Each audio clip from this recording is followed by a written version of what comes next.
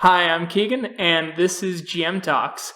And it's a new thing I'm trying, and I'm going to be joined with my buddy Brennan. We're just going to shoot the shit about games. Hi, I'm Keegan's buddy Brennan. I played D&D from time to time. Brennan has played with me in other games. He was actually in the first two werewolf games I ran, and you may recognize his voice as Malcolm in a couple of our episodes for anyone who listens to our games, and for all probably negative 3 of you who've never listened to the werewolf game who are listening to this. They're fun games. You should listen to them. Nice. So, Brennan, we'll get started. I think everyone listening to this knows what I'm running. They may not know that with Pugmire ending that we'll be doing They Came From Beneath the Sea. But what games have you been running lately? Lately I typically run 5th edition for ease of use, but I've been running one game with a mythological Viking theme, more low fantasy, and one other game of my own setting creation that is currently on hold because of the quarantines. So, guess what kind of games are you looking forward to? Do you have any kind of like dream games that you'd like to run? One of my games I have in mind is for a short term, just running a John Wick style, perhaps World of Darkness Mortals, nice. Where the characters gradually become monster hunters, like the Men in Black. I like that. Me too. And one other one that I tried to run before was after you told me about Dungeon Crawl Classics. I tried to get a group of players to have 3 villagers, and the plot was that they would discover a dungeon beneath their mining town, and they would go through a funnel and gradually come out the end with a level 1 character that we would then continue on to about a level 15 game where they build armies and go to war. Okay. And you were modifying 5th edition for that, right? Yeah. I am more familiar with 5th edition than I am with DCC. So, and most of my players are that way as well. That's fair. So what are some of your go-tos? Like tropes? Do you have any go-to tropes? Not per se. I'm real fond of slaying the dragon or of the meek becoming strong. Okay. Like rooting for the underdog types. In one game I've run recently, that's actually one of the games that's on hold. Or scratch that. A game that is a placeholder. We finished a campaign, closed the book on it, but it was my players who were more or less just romping through the countryside, being murder hobos, but everyone was having a good time, and I gradually walked them into a more grand storyline where they became the chosen heroes, even though they weren't the chosen heroes. Okay. And they fought a lich with legendary weapons. Nice. And we've reopened that game to play on voice chat. Okay. So I'm fond of the heroes who aren't predestined, who have to live up to those things. I think you would get a kick out of DCC then for sure, because it specifically calls them adventurers, not heroes, because they can die. Oh, yeah. But two, have you ever looked at the first edition AD&D DMG? Long ago. I believe I have a copy of it somewhere. Okay, I got a printed copy, and I gotta say it's easily one that anyone doing D&D or general fantasy should pick up. For one thing, it gives people a crash course in dice probability and statistics, which is important for when you're actually trying to think of a challenge, especially one that doesn't, fall within the rules, I think. It shows like linear probability and bell curve probability, and then it goes into things like ecology. Like, hey, D&D's got all these giant monsters. How do they eat? things you should ask yourself so you don't ruin immersion in your games. Here's a... Is that something that you find players run into a problem in your games? No, I don't think so. I don't think players actively think about it at all. And I think Gygax thought a little bit too much about it. That's why there is that term Gygaxian naturalism. Mm-hmm. But it's like a good baseline. When it's there, and you, if you've played with it frequently, you're not going to notice it, but you're going to appreciate it. But once it's gone, you might notice it being different and feel wrong, especially if you're doing a kind of low fantasy setting. Certainly. And it's just something I've been putting more thought to for my low fantasy games and any sort of like dungeon crawl classics. Or BX Essentials game I'd want to do. Any kind of old school dungeon crawly OSR sort of vibed game. There's a lot of good stuff in there to get that specific feel because like Conan with Red Nails, there's only one dragon in the area. All the other ones died, but it's one dragon for miles, and it's the primary predator because it pushed everything out, and that's the big thing Conan comes across. That's something I like a lot is when the world feels real enough, and that's something I've been playing with my personal setting and working on fine-tuning. Like, I really like when the city, and that's not a detail you generally get into, but it's nice to have that backdrop in place. Players ask, like, what's trade like here? What can we sort of sink our teeth into? And especially when your opponents, like a band of roving orcs, actually have an end goal, and they're not there just to be killed. Yes. That's actually, that's a big reason why I like Eberron, actually. Orcs have a culture, and they come in conflict, but they aren't tried and true, kind of like an evil race, which I actually really like and kind of prefer. It adds a level of moral complexity to a typical slashing, sword and sorcery D&D game. That's one thing I've been really pleased to see is the wave of posts from Reddit or Tumblr talking about, like, try this. Like, there's one I'm really fond of that suggests that different races like different types of food. Like goblins eat more mushrooms than lots of other people because they grow in caves. So you might have like a goblin mushroom chef who's just super good at frying up stuff, but it might taste more rancid to another race. Yeah, I kind of like that. I do like that, actually. I also like just the idea of the disease check tables in the DMG for first edition again, where it's every month you roll a D100 with varying percentages. So the base chance of contracting a disease is 2% in any given month because, well, you're in a medieval fantasy world. Modern medicine doesn't really exist. And if you're already diseased or infested with a parasite, that increases. If you're really crowded, like in a city, that increases again. If there's a lot of filth, once again, like the old part of the city, increases. If your old environment, so on and so forth, will increase it or decrease those chances. On that front, do you like to use more lasting effects in your games?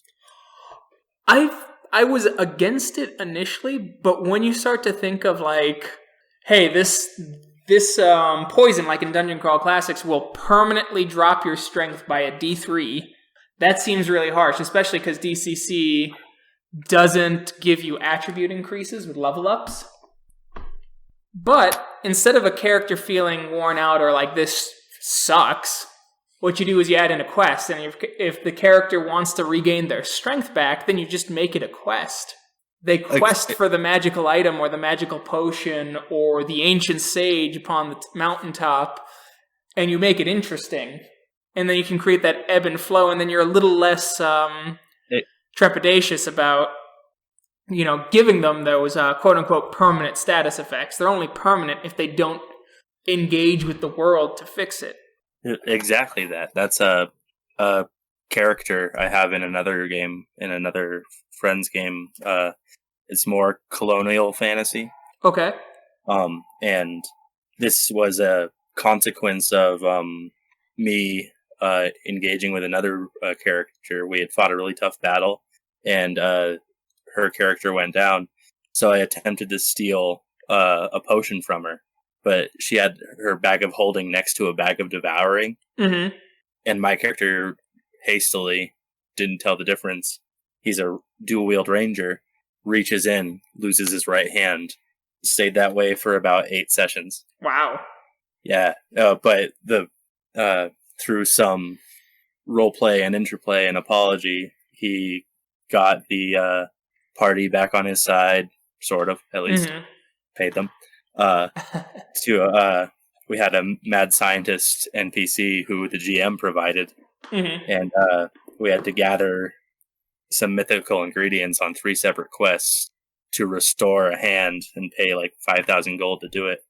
And now my character has 3 fingers on his right hand, but he has a Wolverine spike that can pop out and he can stab with. Okay. Which, as long as players are willing to, I find, engage with that, and everyone's interested in developments that aren't good per se, but it just adds flavor. I think it really enriches the experience. Oh, I agree with that. I'm looking forward to using it a lot more as a mechanic in a game.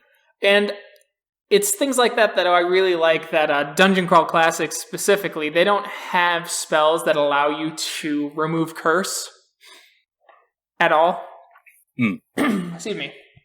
And things like that, because removing a curse should be a quest. It should be interesting. And I would like to do that for like a D&D 5th edition game, but some of the curses, like Mummy Rot, are just way too powerful to not have remove curse in your game in some form or fashion. I like placeholders like lycanthropy. Yeah. No, lycanthropy is a good one because that doesn't kill you and keep you dead. Let me see if I can find it in my my monster manual to kind of just explain why I think you'd have to either do change Mummy Rot or remove curse becomes delay curse. Mm-hmm. And when you use remove curse, it just delays the curse for X amount of time based on your spell slot level. I think it's 2 sides of the same coin. It's things like Mummy Rot being too powerful, mm-hmm. and in certain games, the players having access to things like remove curse or greater restoration just nullifies consequences. And that takes the drama out of your game. Yeah, and to be fair though, Mummy Rot definitely adds drama in combat specifically. Yeah, like changing it to a combat effect rather than a lasting. Yeah, you're gonna die situation. Yeah, and another channel, WebDM, does a great one called The Tyranny of Fun, and it talks about that. Where I love that episode. Yeah, it's not. Yeah. It's not about the immediate fun. You can get fun happening later on or make something engaging. Like, with B falling to the spiral in our werewolf game. With B falling to the spiral, it was you behind the scenes agreed on with your player. Yep. And walked it through in a narratively pleasing way, and now it just adds more to your game. Yeah, and the other one is actually another example is Maxwell.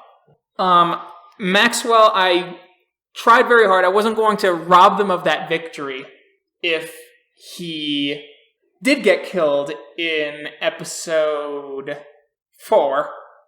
But I tried very hard to get him to leave and get out of that area, because while it really annoyed Sam in particular with a villain who got away, It has been more narratively satisfying as the sessions have gone along, because now they have this constant foil that, increases in severity, and he shows back up and they're like, oh, that villain's back, and it's a familiar face that they don't like, but it adds a level of familiarity and fun to the game. Right. And I don't know, it seems recurring villains escaping fights is not as prevalent in the hobby as it once was, if that makes sense. At least from the few actual plays I have listened to and the games I have participated in. Yeah, you have to manicure it really, really well in order to keep it fair and make sure the villain gets away. Otherwise, if it's a cutscene getaway, your players will feel robbed. Yeah, and I think part of it's that, but also, if you don't find a body, they come back sort of thing. But then that makes players more likely to, hell or high water, gotta see a body sort of thing, which adds its own level of, is this fun? It also adds double tap, too. Yeah, it adds double tap. Pour everything on to make sure they're dead. And yeah. While it could be satisfying for them, it might ruin the fun for you, too. Well, I mean, it's the fun for you, but I find players do enjoy recurring villains. They just don't think they enjoy them until, hindsight. And that's what I think that's to the heart of that concept of the tyranny of fun. The looking back on the situations. Yeah, that it's not, quote unquote, as fun as it could be in that moment, but it builds and creates more fun. It creates more engagement.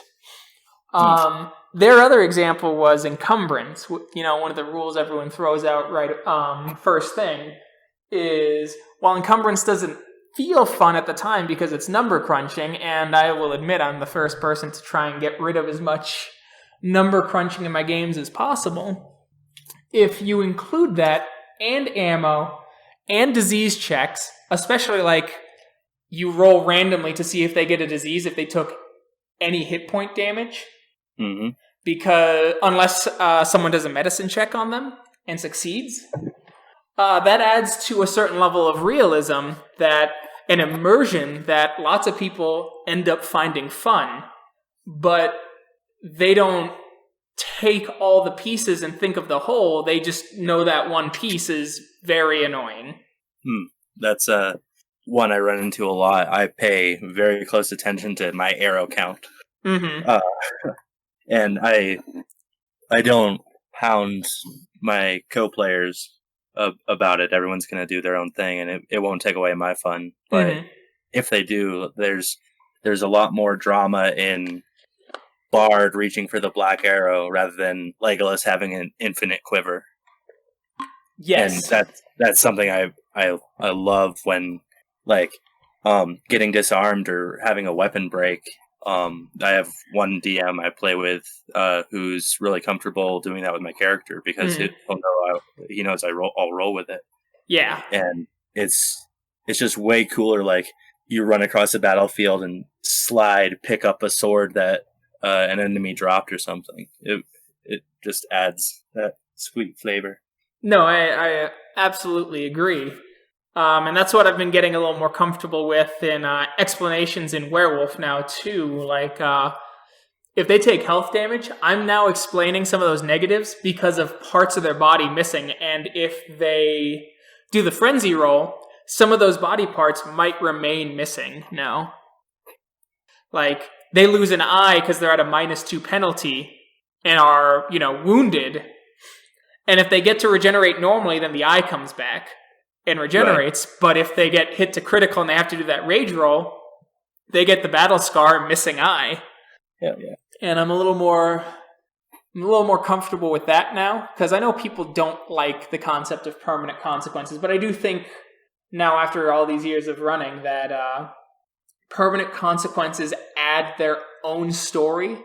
And after the initial bitching, essentially, players tend to roll with it very well too, unless, And if your player comes to you and goes, hey, I'm not comfortable with this, then you just change up what that permanent damage is.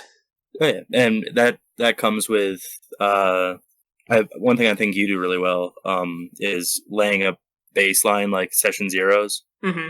are so important. Discussing how you feel the game's going to go, discussing like crossing points with your players, tell them like these are some things I like to do. Are these okay with you? Yeah. And it's also I find it semi difficult with some experienced players and some newbies. I think there's a neat little 50-50. Like I feel some experienced players and some newbies really, really like winning. Yes, That definitely. But like I have a crew of newbies that I run for. That's one of my on hold games that only 2 out of 7 had ever played before, and very little. Mm-hmm. And they're cool with whatever I throw at them. Even after baseline talks, they're like, "Cool, yeah." And they're one of the most enthusiastic groups I've had, which is really refreshing. Nice. Yeah. Do you use any safety tools in your games? Safety tools, Like when we were playing in person with Werewolf, no one could see this obviously because we have just the audio, and also I edit things out like side conversations and things like that, and I also feel like triggering someone would be something I'd edit out, is regardless if it felt jumpy or not, because it just seems like the right thing to do. I have these cards, and there's a green card, a yellow card, and a red card. And if it starts getting to a point where they're starting to feel uncomfortable and they're like, hey, can you speed this along or do less detail, they point at the yellow one. And if they're cool and they want more, they'll point to the green one. And then if they, or I'm sorry, not the X cards, these are stoplight cards. I'm getting my things mixed up. And then the last one is a red card, and that red card, if that's thrown up, that is a hard stop. The role-playing stops and recording stops, and we basically decompress what happened, what was crossed, how can we make the player more comfortable. Because with certain games, you can cross into some really, really heavy topics and accidentally, hit something that someone thought they were cool with and they were not. I know of safety tools like that. I haven't implemented them in any part of my game, but I do checks at the table when certain momentous things are going to happen. Yeah. Or like character death, that sort of thing. Or there are just certain things that I won't touch, like unless it's thematically appropriate, which I usually steer clear of. No, it makes sense. Depending on the group, like I mean, boundaries exist not just for players; they exist for DMs. Oh yeah. Like if a player wants to explore a subject matter that the DM isn't comfortable exploring, then that player might be better served finding a different DM. And the DM has every right to hit that card as well when a player tries to go there, and they're like, "No, we're ending this now." Yeah, it's not your job to serve power fantasies. Yeah, well, not just power fantasies. Like some of those things are things that they find narratively satisfying or that they want to narratively explore, and that like no judgment. But there is the social contract of, look, man, these are your friends or they're strangers if it's a convention game, but everyone needs a certain amount of respect at the table. And if you're going into something where the DM's like, hey, I'm not cool with this, then you need to respect that too. Just as a DM who typically has more power in these sort of situations anyway, needs to be cognizant of that regarding all of their players as well. Agreed. That's it's definitely way more broad than power fantasies. That was a mistake on my part. Oh no, that's fine. The occasion we played in the second Werewolf campaign, where, and this is hats off to your DM leader at a bunch of gamers here. We had a event in our past where a friend of ours had died, and Keegan here pulled me aside, and a week before he said, "Hey, we're gonna I'm planning on going into this," and gave me the heads up. And I thought on it for a week, and I think I remoted in for part of the game, and then I bowed out partway through because I was uncomfortable. But it didn't stop the game for everybody else, and it actually turned out to be really fulfilling section of the game for several people. Yeah, so, I mean, just allowing people to bow out. And I believe I gave a telegraphed warning of, like, Brennan, this is the part. Yeah. So. It was... Yeah. It was a weird thing, like using RPGs and gaming as therapy. I find really, really nice. I wouldn't call it therapy. I would call it, for myself anyway, when I was doing it, was a form of catharsis. That's probably better worded. Yeah. I know, like, one of the players at the table there had a very extreme emotional reaction. And we stopped. Oh, yeah. But even then, like, it's, if you don't want to touch it, you don't touch it. But there are some people who... you don't know until you're there. Oh, yeah. Yeah. But, like, I wasn't comfortable touching it, but if everyone else was, I was going to let them do it. Yep. Like, and, yeah, that's just something you got to walk through in your games. Yep.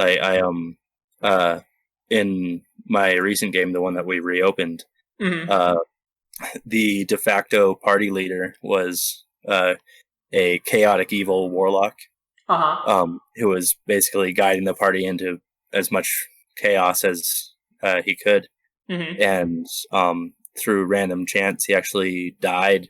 And a few sessions before this, one of the newer players had a character die. It was the second session that character had been alive. And I paused the game and said, "Hey, are you cool with this?" And he had, "Yeah, that's how the dice fell. Do it." And we worked in a nice thing for that. But when this evil warlock went down, I paused the game. He immediately just nodded and said, "Continue," and we walked through it. But even like the worst, legitimately the worst person in that setting, had like a strange emotional reaction from the entire group, which was interesting, just because it was a player character, which I thought was interesting. We all raised a glass to Brack at the end of that. So, I'm going to change gears here a bit, actually, because I'm kind of curious. I'm always curious about how other people manage and prep for the games. What do you use to prep for your games? Notepad, Word? How do you like to do it? Usually I handwrite my notes just to get them out. Okay. I spend an awful lot of time just thinking about what the party might do. I don't do it often, but I'll make a flowchart of possibilities, as I'm not terribly fond of railroads, but I'm getting better at giving people options rather than letting them go crazy. So I'll usually have my map in front of me, notes from what happened last game, and I'll write just PCs they might run into, or NPCs, possible events, maybe 3 or 4 possible adventure hooks. Okay. And once they pick up those hooks, I have a much more clear understanding where they're going to go. But I actually wing it a lot more often than not. Okay. Partially in reaction to how my players play the game.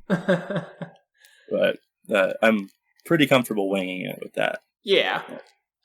On that note, I would definitely encourage everybody just to draw on experiences they've had, like some setting stuff that I've taken from video games that I played long ago, or from friends' D&D games, like yours or Riley's. Like one of the guilds out of a friend's game I liked so much, I just ripped the whole thing out and put it in my own game. Okay. Like as a permanent fixture. No shame in that. For myself, I tend to do. I have a Word document usually, and I write down. I write down all the major players in the adventure, and then I highlight their names in bold because I don't want to spend too much time scanning my document. And I write down what they're going to find in certain areas, how I think they're going to go about what they're doing. I've gotten better about less of that and more about writing out what's going to happen if they don't get involved. That's a good one. Yeah. That's kind of the new tactic I've been trying to do. And then from there, I have a bold little section that I put in session notes, which is like where I write down all the off-the-rail horseshit they've pulled throughout the session. Mm-hmm. Especially if it goes completely against what I had planned. Your guys' werewolf document, when the last big campaign we did, the 2 or 3 year old one, that lasted that long. That one, some of those sections are like 2 or 3 paragraphs of notes. Is that more from the earlier side of things or from the later bits? Both. Some, there's literally nothing there, and then some where it's just huge. Like, there was one when I had planned for your right challenge, and you didn't show up because something personal came along, and so, like, the entire section basically got crossed off, and I was winging it the entire time. I truly apologize. But, yeah, no, this document's huge. I don't know if I ever told you how big your campaign got, especially because with your campaign, I didn't start the notes at the very beginning like I did with the current one. Right. Because I used to be very bad at keeping notes. What I used to do was just write out antagonist stats or ally stats, and then just tried to keep everything up in my head, and I ended up forgetting storylines and things like that for months at a time. Went, oh shit. But this document's 158 pages long, and it's 79,030 words. Just on bullet point notes? No, with like me writing out like they're gonna probably do this. And this is while I was still refining it. So each session at the beginning, each session was about half a page, and then for like the more elaborate ones where I had like way more stuff happening, because I date them too. I have a date, and then I have the storyline written underneath it. Now, a lot of the storylines end up becoming my episode names now. Some of them are incredibly embarrassing, and they never saw the light of day. My personal favorite one was from a vampire game called Blood, Sex, and Rock and Roll. That's great. What are you talking about? But yeah, like I got February 21st, 2015, Travel to Boston and Robert's Fostern Challenge. And then I also have Jimmy's Fostern Challenge. Then I've got miscellaneous challenges, and then I used to write down consequences. I don't do that as much anymore. Now that because this was before I started writing down just what would happen if you didn't get involved. Right. And then I've got like in-session notes of people's names. That happened a lot due to certain individuals. Who shall not be mentioned? No, they mention themselves. On that front, players, take copious notes so you can heckle your DM for the name of every person you ever meet. But yeah, then some of these later adventures they turn into about almost a page per session of initial prepping notes. And the other ones, like in my current game, that document, some of those, because it's just informational based on sites, these notes can be about 2 to 2.5 pages of just raw information. Now, a lot of it's copy-pasted. Mm-hmm. A fair amount is actually copy-pasted between adventures, so that I don't have to scroll up and down in the middle of play. But like my current document is 145 pages with 59,080 words. And that's 35-ish episodes in? That's 35-ish episodes. That's 37 episodes in, and including the sessions that were not recorded, because we recorded partway through, because there was one episode, or one session, where I was like, I could record this and it wouldn't be terrible. Hmm. And so, let's see, there's several months worth of adventures before we actually got to recording. Hmm. So our first session was the 20th of May, 2018. So this game's been going on for 2 years. Already, okay. Yeah, right? I thought you had started it when you started recording. Nope. Okay. So, yeah, right? And that's when, because you joined before we recorded. Remember you played Louis Earthwalker during their Right to Find Bear. Oh, I suppose that's true. Yeah. But that was only last year, I think. No, it was not. That was almost 2 years ago. Oh, jeez. That happened July 22nd, 2018. This is why you date your notes, so you can, wax over them nostalgically. I need to start doing that. I would like to compare sometime my player note that filled up an entire notebook from our second werewolf campaign. Oh, absolutely. Let's see. We can perhaps fill in the blanks where you forgot things, and I can actually get some context for what I wrote. Yeah. So Stranger in a Strange Sept, which is the very first episode of our series, was recorded and played on March 10th, 2019. Jeez. Yeah. That's weird to think about, just the length of time. Yeah, no, you don't think about it until, after the fact. I always say I'm going to run a short game, and then they're always, 5-year epics. That's why I'm not allowed to run Exalted yet. Mm. Proves me wrong. Especially because I've been listening to a lot of lectures and reading a lot of books on mythology, which has been really spiking my Exalted interest, but also adding to werewolf backstory. Mm. Because a lot of those lectures talk about how mythology can have a religious truth and all that, but it also speaks to greater cultural truths. So create culture heroes in your games, and you can tell those stories in character, and that will telegraph how the ideal of how people are supposed to act in your world societies, as well as how they're not supposed to act. That's something I need to do a bit more of. For my Vikings game, I was listening to a few podcasts on Norse mythology, but it is a lot to unpack and then to apply to your game. You gotta spend a lot of time writing on it. You do, but you can do quick bullet points. There's a game called Forgotten Lands, and they actually have a randomized table for legends. Oh, nice. To give you a framework of legends, and then you just real quickly fill out the details. Forgotten Lands. I'm writing that down.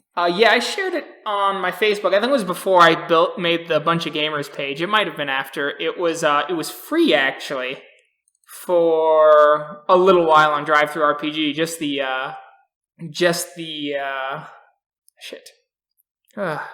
PDFs. There we go.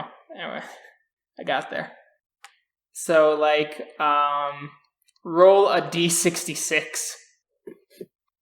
A 66-sided die? I guess so. I think they're trying to say 66, but yeah, how do you meet? Roll D66, and then 11 to 12, it's one thing. 13 to 14, it's another.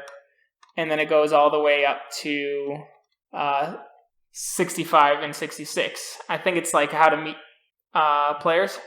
Oh, okay. And then they have you roll to see how old the legend is.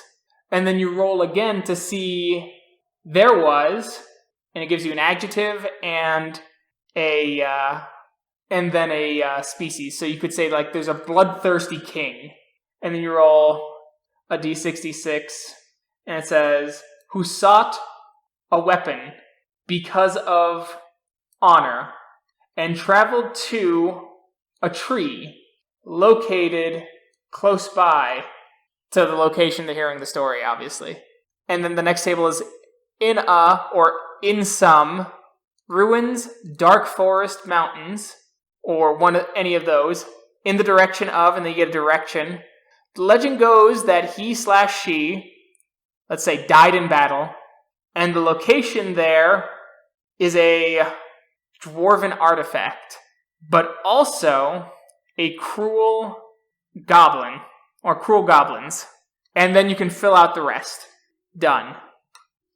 And so it gives you plenty of tables to just generate legends on the fly for adventure hooks. That's something I'll definitely have to apply in the future. Do you often use that, or do you use? I haven't used it a lot. I tend to think of my own, or I for werewolf specifically, I pull from some of the tribes books and things like that, and then remove some of the 90s. That makes sense. Yeah. That's actually slightly similar, which I found a lot more appealing, and I had forgotten whether I'd done it in a game with you or not. But on a game I'm working on right now of Starfinder, I had 3 players, and we just did a one-shot to kind of test the waters. And I quickly needed a name of a ship, and I just pointed to the players and said, okay, give me a color, give me an adjective, and give me a verb. And we just came up with the name of the ship, and it was just a fun little, like, not puzzle or team building, but it was just a little creative moment that everybody shared in. Yeah. It was just a nice moment that it didn't really slow the game down, and it just added a natural feeling to it. Yeah. Or, like, I've had these thoughts for, like, Exalted now, especially with the Lunar book coming out, is you have your players, they've just freshly exalted, they don't, I would give them none of the creation backstory before they made their characters. I'd just give them information on that one village they came from. And have, like, a folk hero who, long ago, challenged the god of the sky, the god of the clouds and the skies on the mountain on the distance, for he withheld rain from the village until they would send him a maiden. The hero in question dressed himself as a woman and revealed his true nature and beat the god into submission. And then they hear that story, they think that it's, true and long ago, and then later on, they meet that character who was actually a lunar exalted, which is why they're able to beat the god down, and then they find out what parts of the story were exaggerated and which ones were true, how much he does or does not live up to that legend. I think I just find that as a really interesting place to take a story for a game like that. And conversely, with, like, bringing it back to werewolf, since that's what most people here know the channel by, is you have, because every rank 5 werewolf, and it's something I've kind of struggled with in past games, and a little bit in this one, is if a Garu is rank 4 or 5, they are well known. Like, if they are a rank 5 werewolf, it's almost guaranteed they're known around the world. And so they have kind of a legend about them and things they've done. And some of these legends are true. Some of these legends are exaggerations. Since werewolves tend not to like to write things down. And then you have this larger than life character, and you start feeding in some of these legends, legendary werewolves and things like that, especially during moot sessions, which once again is something I'm not the best at in this game even. And what I'm trying to improve upon. And then they actually meet these werewolves, and in some cases they are just as amazing as the stories, and in others they're deeply flawed in ways that the stories gloss over. And then you play with those expectations. Yeah, that's something I really like, and meeting Albrecht in a game is deeply satisfying because he's usually a cool guy. He's the NPC everybody wants to befriend. And he's the one person where it's like, there are no heroes in the world of darkness. Go fuck yourself. Albrecht is my hero. Every time. And then you balance it with, like, your Metis meeting a Fianna or something. maybe high-ranking, Right, actually, not even a high-ranking, maybe a glasswalker coming across a high-ranking red talon, and they just get no love. yeah. Or actually, I just thought of this. What if you have a person playing a Metis character, low rank, obviously, and they hear about this great Metis hero who rose above his station, proved Metis were great and things like that, became an elder, actually holds like a warder position in a sept, things like that. Mm-hmm. And then when they meet him, they find out he doesn't give a shit about the plight of other Metis. And in fact, part of the reason he got there is because he has been so callous to Metis in the past. And so now you have this dichotomy where you have an NPC who's supposed to be this sort of shining example of what a Metis can be if they lift themselves up and help each other, only to find out this guy doesn't help anyone. And actually, on occasion, uses them as stepping stones. Turns out that they're really morally bankrupt in that sense. Bankrupt, yes. I would say that that's what they've chosen to do to survive, because they're the one who's constantly getting that pushback, too. They suffer the same sort of prejudices as the character does, and that callousness then becomes kind of stark, and then it makes them question if they have to be like them to get anywhere. And for some players, you play the drama of them maybe going down that hole, or others, you play the drama up of them rising above to try and prove this person wrong out of spite.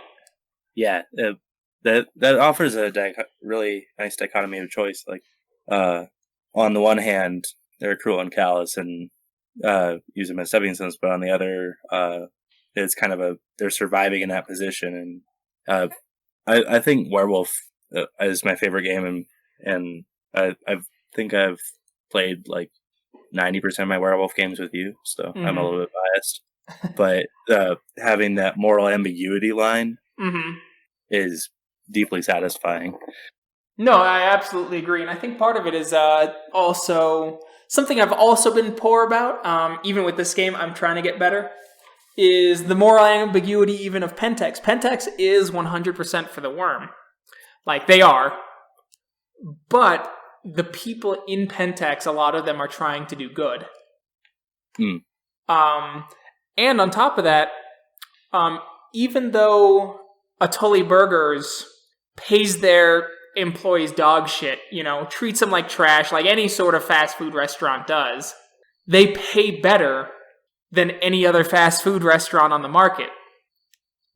Thus, people strive to work there because they are treated better than other companies, despite the fact that Atoli's is soul-crushing and their food is tainted with the worm.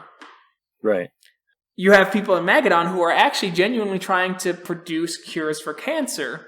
But on top of that, then they're producing all these byproducts that strengthen the worm. Or, they've created the cancer treatment, but now Magadon's selling it to the highest bidder, so it's not going to get to the people that person intended to help. Yeah. Or, I have one that is a slight spoiler for the next game. Luckily, this recording will come out after we play, hopefully. Otherwise, I gotta cut this shit out. With the current one, they found out about all these inert veins in Pentex pain pills. How I'm playing it up is a third of them are going out as pills for a subsidiary of Magadon, where Magadon actually pretends to be its own cheaper competitor, where they use their lower quality ingredients for these, and these pills are going to go to developing countries for cheap. There's a bane, a inert bane in every 100,000th to a millionth pill, and by itself it can't do anything. But they're also providing medication for ranchers in Colorado. And that medication has something called Umbrellethol 6. And when anything ingests enough of it, it becomes saturated. And if someone eats Umbrella 6 and there is a dormant spirit in them, the spirit wakes up. And it can turn them into Fomori. And so this beef is going to be sold to Atulli's. Atulli's is creating now fast, cheap, and available food in those countries. And so if those people take those cheap medications and that eat at that plant that is allowing them to eat now and eat comfortably, they could become a Fomori. Now the players could get around that by killing or completely destroying the inert veins of the pills. However, I'm going to play it as if they do that, the Bane's toxicity leaks out and it spoils the whole batch. None of the pills will work. So a bunch of people will be buying pills that do not work. And the other part is the actual Magadon drugs, the high quality drugs that have inert veins are going to be are getting donated to charity organizations that are going to war-torn countries to help refugees. And they are also providing supplements and MREs that also have umbrellothal in it. And so if they destroy those drugs, once again, drugs going to a war-torn country that don't work. So that cannot be detected in the physical world. So if those people take those drugs and it doesn't work, they will die, and they will die painfully, more than likely. In mass. For what could stop maybe at most 100 Fomori. Wherever it breeds, wherever it dwells. And that's part of it, but, that is a moral dilemma, especially for Hamidborn, I would think. Oh, certainly. And it also has the caveat of if it's going to developing countries, those are typically places where there's not a huge Garu presence, or where the Garu are actively opposed to the Changer presence there. Mm-hmm. So while they're busy, depending on what angle the players take, if what's the name of the lion leader in Africa? Oh, Blacktooth? Blacktooth. Blacktooth's going to be probably less likely to get help from the Garu fighting, and then they can't focus on this issue of more Fomori coming in, and that's just going to exacerbate the problem. Yep. So it's like a 3-sided hammer that drops, or shoe that drops. Mm-hmm. And remember, the worm gets stronger from suffering itself, too. Mm-hmm. And so those people suffering, trying to get drugs, and the confusion and the pain and the anger directed at the world itself as the drugs aren't working and people around them are dying would produce Banes, or potentially strengthen Banes as well. So what's the morally right action to take? Yeah, and taking no action will be the hardest part. Exactly, because you know that it could create Fomori, and that's the angle I'm trying to go with our current storyline. We'll find out, though. This episode will go out Monday, I think, since we didn't put out a Pugmire episode since we're doing they came from session 0. But yeah, those are some of the ideas I like to play with, and I like playing with the moral ambiguity and things like that. And there's other ways to do it too. So the other thing is that Magadon is working on a cure for diabetes. But they're using a kinfolk to discover it. And they're also using this opportunity to try and map the Garu genome to get a better handle of how, with their medical records, of who might be kin and who might be Garu, who come into their hospitals. Yeah, because Garu might not have it, or they'll have it, but then you get to go, okay, this whole community has likely got at least a few werewolves in it, and then you can plan accordingly your plans as you share information with other subsidiaries. But on top of that, though, there are kinfolk who suffer from diabetes. Ah, that's true. So do you hide the Garu, or do you save those kinfolk the grief and suffering? Exactly. Mm-hmm. And you don't have to answer them here. You're not in the game. Oh, those were questions to me. Those weren't hypothetical. Oh, okay. Make your choice. I would rather make those choices in character, personally, so that I at least have some what is it? Emotional distance. Not emotional distance. I have a excuse like that's not me. That's Malcolm. Or that's Louis Earthwalker. Oof, man, that is the number one excuse in our goddamn community of RPGs that allowed all those right-wing, alt-right trolls. Oh, yeah. I definitely don't agree with using those I excuses know. to get away with it. I know. One of my characters, I'm working, campaign's almost done. It's that colonial game. I made him as a, because it's colonial, there's still slavery, and I made him as a slave catcher, but with the intention of going through a redemption arc to fit the plot of the overarching story. Yeah, I knew the overarching story before we played it. I believe I was one of the only people.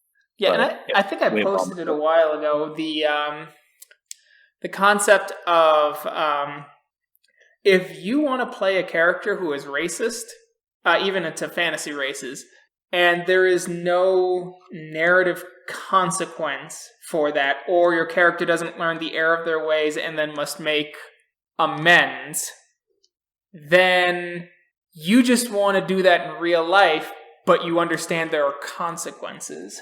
Yeah, and you're using escapism to play out your actual feelings. Yeah. Bad and wrong. Yeah, which is why I think White Wolf removed the Swords of Heimdall from the Get of Fenris after the first edition Tribe book. I don't know of those ones. Those are the ones who are basically neo-Nazi gets. Oh, they believe in like racial superiority, things like that, and in Revised Edition, when it gets to their section, they go, "We hunted them down. Fuck Nazis." And I was like, hell yeah. Perfect. No, that perhaps having emotional distance might have been the better word, to say, like, to this grappling with those choices in game or some of those things that, like, oh shit, actually make the players like, we're playing a fun game together. When in reality, you're like, oh, what choice would I make in this situation? Is it like, am I learning more about myself? Yeah, and like doing a deep dive on psyche. Yeah, or at least, playing the thought experiment. Because I agree with Matt Colville that there's nothing inherently virtuous with our hobby. You can do virtuous things with it, I think. But yeah, and I don't know if I would say tough moral questions are necessarily a virtuous part of the hobby. Oh no, I think that's that specifically applies to your games because you tend to write them in. Like, but it's more. I think it's more selfishly self-interested in my part because I think that makes good narrative. I don't necessarily think. I never think ahead to how. I take my players' feelings into consideration, obviously, because I don't want them to be uncomfortable, like at my table. But you know what I'm trying to say. Oh yeah. I just think it's. I'm not against the narrative, and it does build a good narrative. That's why, like 6 of us can get together and be invested once a week for 3 years. Yes. And have like a deep emotional reaction after 3 years when the book finally closes, which I think we should discuss at some point, because that was the single best game closing I've ever been a part of. Well, I'm not going to toot my own one, so it's all... Yeah. No, I'm just saying, like, narrative, I think, is the goal, and fun is the goal. But like, if you happen to have a moral exploration of self partway through, that's not a bad thing. That's just that's the little shower shampoo or the chocolates when you get into your hotel room. That's fair. That's totally fair. I gotta. Yeah. That's just a bonus. Like, I that's something I'm playing with. Like, I want to be better at writing those things. And I don't structure my game enough to give myself options in that way. Typically, I I think I'm more on the swords and sorcery side as far as my games right now, and I'm attempting to change it up to have more complex narratives. Okay, I mean, no, that's why I made the observation that your game is usually very narrative. That's true, but I think I will say there's something to be said for the fun factor. Certainly, fun is the most important part of any role playing game. It's in the title. And two, yeah. I do like your ability to do sword and sorcery. Actually, I like sword and sorcery, and there is something to be said about having fun with quick narrative or quick episodic narratives. If that's one of the groups I'm running for now. We're getting better about meeting up more regularly, but for a while there, we'd have a game about once every 3 to 5 months, which more episodic lent itself better to that. Yeah. So it's just structuring the game around the group you're with, or what everybody's capability is at whatever time. Certainly. One sec. Some technical difficulties. So. Is that the title of the next episode? I mean, it could be. Depends on how badly they fuck up. I am currently behind. I must catch up. Oh, yeah. Where are you at? Very far behind. I think episode 16 or 21. Oh, Jesus, okay. Yeah. All good. I remember you jumped ahead to Broken Family because you saw that title and you're like, I must know. Oh, yes. That was great. And all the little like short sessions everybody had, the like 0.1, 0.2, 0.3. Mm-hmm. That was a really nice touch. I like that a lot. Yeah, I've started to try and implement little sort of side adventures when I could, when people were out of not necessarily together. Mm-hmm. That way you don't have the boring thing where everyone's sitting around listening to someone else. And while they should be concerned about the other person's narrative, I also understand that, you came to play as well. Mm. And so if I did all those sessions back to back to back in one big session where it was like groupings of a fourth where they had to, either leave the room so they didn't talk loud enough for the recording to pick them up, or just sat there and listened, that's kind of boring. Yeah.